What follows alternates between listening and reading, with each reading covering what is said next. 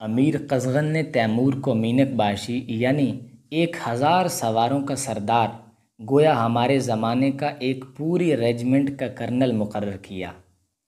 Timur اپنے ان 1000 سواروں میں بہت خوش رہتا تھا، ان کی خوراک کا بہت اچھے سے دھیان رکھتا اور ان میں سے 10-5 کو اپنے ساتھ دسترخوان میں روزانہ شامل کرتا۔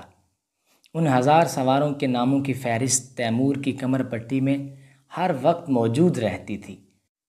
قزغن جو لڑنے والے جوانوں کو خوب پرکھنا جانتا تھا، تیمور اور اس کے 1000 سواروں کو اجازت دی کہ وہ اس کے لشکر میں فوج قراول، آگے والی فوج کا کام دیں۔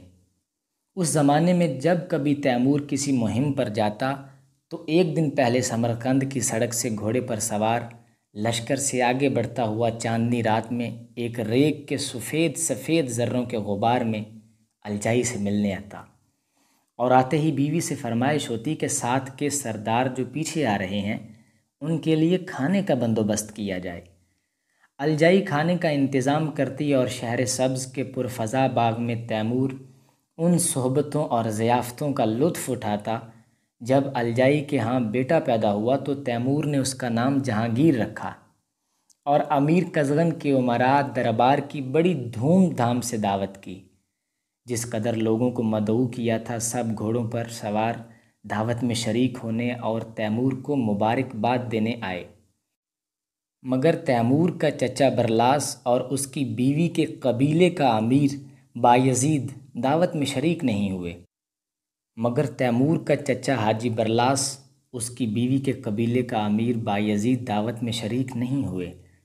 اس موقع پر جو مہمان جمع ہوئے تھے سب کہتے تھے کہ تیمور حقیقت میں گورگان اعظم کا فرزند ہے، اور الجائی کے بزرگوں کی خدمت میں جو وحشی پہاڑی قبیلے میں رہتے تھے انہوں نے تیمور اور اس کی خاتون کی تعریف میں گیت کہہ کر گانے شروع کیے۔ تیمور کی دلیری و جواں مردی کی بدولت امیر قزغن نے مغربی صحرا اور جنوب کی وادیوں میں نئی نئی فتوحات حاصل کیں، اور ہرات کا بادشاہ ملک معز الدین حسین قید ہو کر سالی سرائی میں آیا۔ غرض امیر قزغن اس نوجوان برلاس یعنی تیمور کی بے غرض خدمات سے بہت کچھ مستفید ہوا۔ دونوں اپنی قوت بڑھاتے جاتے تھے، حتیٰ کہ قزغن کے امرائے دربار میں ایک نیا نزاع پیدا ہوا۔ ان امراء نے قزغن سے درخواست کی کہ ہرات کا بادشاہ ملک معز الدین حسین جو قید ہو کر آیا ہے اسے ہلاک کر دیا جائے، اور اس کا تمام مال و متاع ضبط کر کے ان میں تقسیم کر دیا جائے۔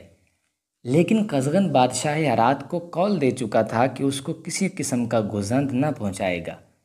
ملک حسین بڑا متمول تھا اور ان امیروں کا پرانا دشمن بھی تھا۔ امراء نے جب اس کے قتل پر اصرار کیا تو قزغن نے ان کے ارادے سے ملک حسین کو آگاہ کر دیا، اور ایک دن دریائے آمو کے جنوب میں ہرات کی سڑک پر ملک حسین کو ساتھ لیے شکار کھیل رہا تھا کہ اس کو قید سے آزاد کر دیا۔ گویا یہ امر صاف نہیں ہے، مگر مورخ نے لکھا ہے کہ اس موقع پر قزغن نے تیمور کو بادشاہی ہرات کے ساتھ کر دیا تھا کہ اس کو ہرات تک حفاظت میں پہنچائے۔ بہرکیف جب قزغن کا وقت آیا اور وہ مارا گیا تو تیمور اس کے ساتھ نہ تھا۔ قزغن شکار میں مصروف ابھی دریائے آمو کے جنوب میں تھا، ہمراہی محدود چند اور بخوبی مسلح بھی نہ تھے کہ سرداروں نے جن کو مدت سے عداوت تھی اس پر حملہ کیا اور تیروں کا نشانہ بنا کر اسے ہلاک کر دیا۔ تیمور قزغن کے مرنے کے بعد خبر پاتے ہی فوراً وہاں پہنچ گیا اور امیر کے جنازے کو دریا پار پہنچانے اور سالی سرائی کے صحرا میں دفن کرنے میں شریک ہوا۔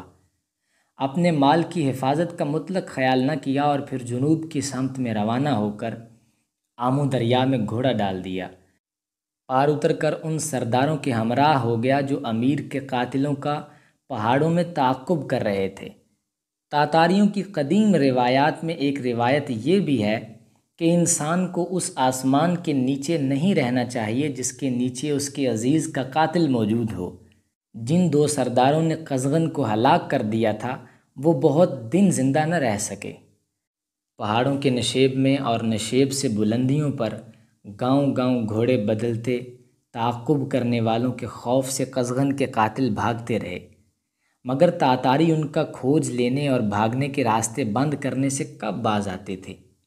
یہاں تک کہ پہاڑوں کے بالائی دامنوں پر ان قاتلوں کو انہوں نے جا پکڑا۔ کچھ دیر تلواریں چمکیں اور پھر وہ دونوں مردہ نظر آئے۔ اس کام سے فارغ ہوتے ہی تیمور شہر سبز میں فوراً واپس آیا۔ یہاں آ کر دیکھا تو معاملات کی کچھ اور ہی صورت تھی۔ وسط ایشیا میں جب کوئی فرما روا مرتا ہے تو اس کا فرزند صرف اسی حالت میں صاحب تخت ہو سکتا ہے کہ باپ نے مستقل اور مستحکم سلطنت چھوڑی ہو اور خود فرزند میں اتنی قابلیت ہو کہ سلطنت پر قابض رہ سکے، ورنہ ہوتا یہ تھا کہ زبردست سرداروں کی ایک مجلس منعقد کی جاتی تھی اور یہ مجلس اپنی رائے سے ایک نیا فرما روا منتخب کر لیتی تھی۔ یہ صورت بہترین ہوتی تھی، بدترین شکل یہ ہوتی، اکثر یہی شکل پیش آتی کہ تخت کے لیے ایک عام جنگ برپا ہو کر جو سب میں زبردست ثابت ہوتا وہ سلطنت پر قابض ہو جاتا۔ ان خود پوش تاتاریوں میں ایک مثل مشہور تھی کہ جو ہاتھ تلوار پکڑنا جانتا ہے وہی عصائے سلطنت کو بھی اپنی گرفت میں رکھ سکتا ہے۔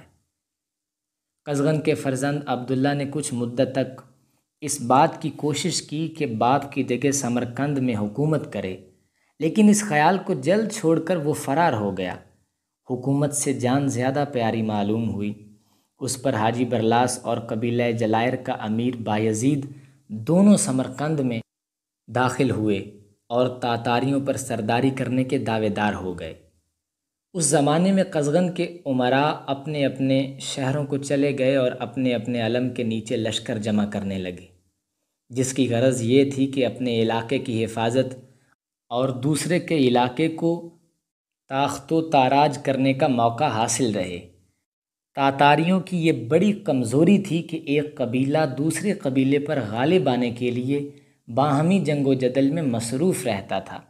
اگر ایک سردار بھی ان کو ایسا مل جاتا جو سب کو اپنے تخت میں لا سکتا تو یقیناً کل تاتاری برضا و رغبت ایسے سردار کو اپنا امیر مان لیتے، لیکن قزغن کی اولاد قزغن کی مثل نہ تھی اور حاجی برلاس اور بایزید جلائر ایسے لوگ نہ تھے جو تاتاریوں کی مثل ایک بے چین اور بے قرار قوم کو اپنے قابو میں لا سکتے۔ ادھر یہ آفت برپا تھی، ادھر تیمور کے باپ طراغائی نے جس خانقاہ میں وہ عزلت گزین ہوئے تھے وہی انتقال کیا۔ اولوس برلاس کے اکثر لوگ اس زمانے میں حاجی برلاس کے ساتھ سمرقند پہنچے اور تیمور 1000 سے بھی کم سپاہ کے ساتھ شہر سبز میں تنہا رہ گیا تھا۔ اور اب پھر بلاد شمال کے خان اعظم نے پہاڑوں کی پشت سے یہ حالات دیکھے اور وہ فوراً موقع پر حاضر ہو گیا۔